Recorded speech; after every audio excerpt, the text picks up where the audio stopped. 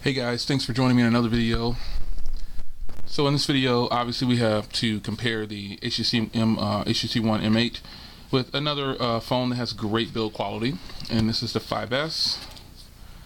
As you can see here, 5S is the last iteration of the iPhones, the iPhone 5 and the 5S.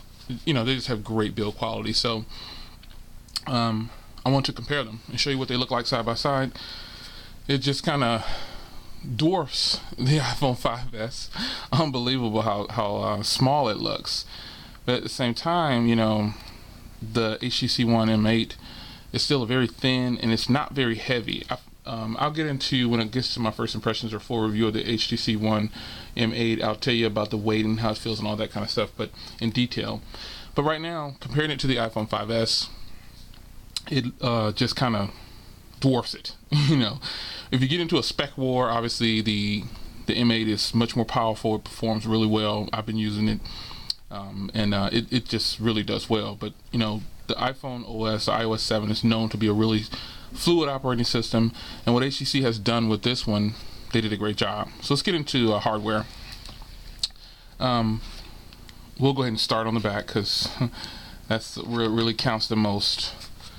The iPhone 5 has a dual LED flash, and this one has the same dual LED flash. This has dual cameras. I've been really playing with that, and it is amazing.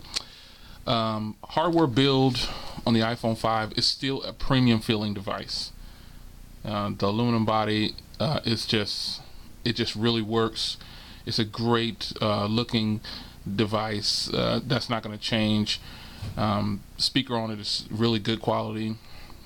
I like that the headphone jack is on the bottom. I've always liked that ever since I started using the iPhone 5. I just think it's a great, well-built device, and it'll be that way for a while.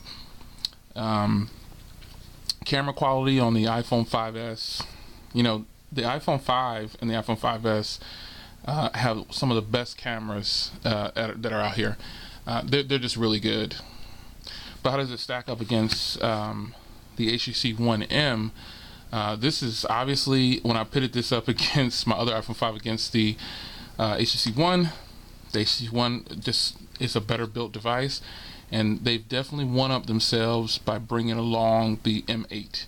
It is a fantastic phone to feel in the hand.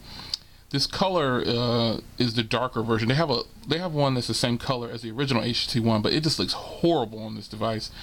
I didn't even know they had a color like that, and I got in the store and I was like, wow, this looks horrible.